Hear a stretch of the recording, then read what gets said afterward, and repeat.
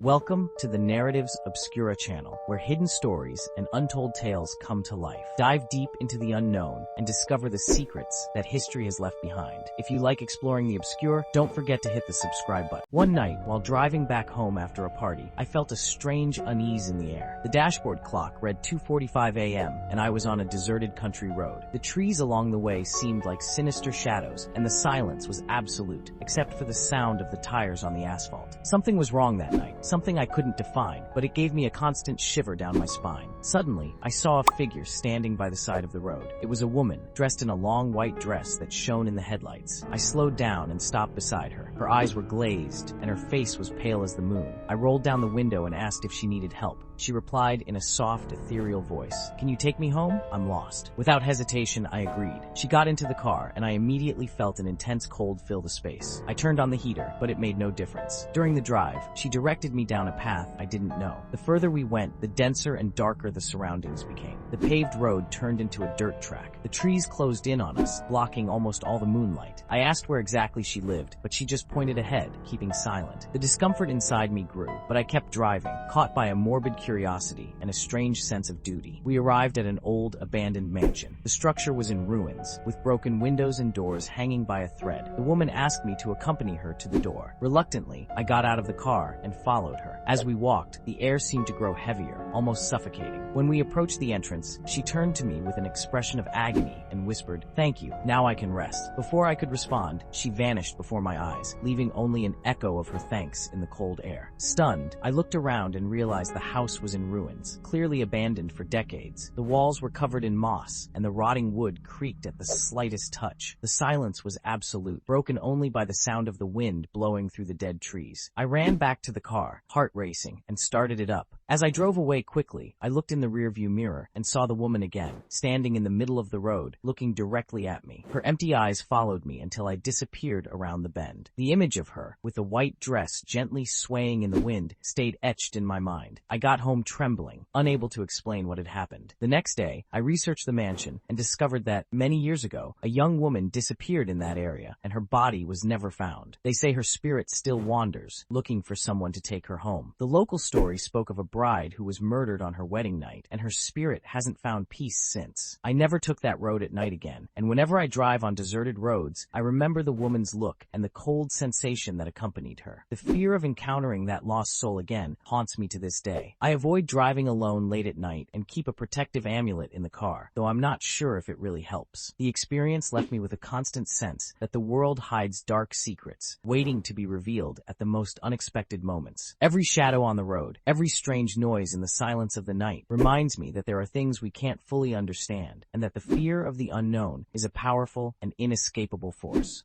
Thank you for watching the video. If you enjoyed this journey into the unknown, be sure to subscribe and activate the notification bell to stay up to date with our latest mysteries. If you found this video intriguing, please like it and share it with other explorers. See you on your next adventure.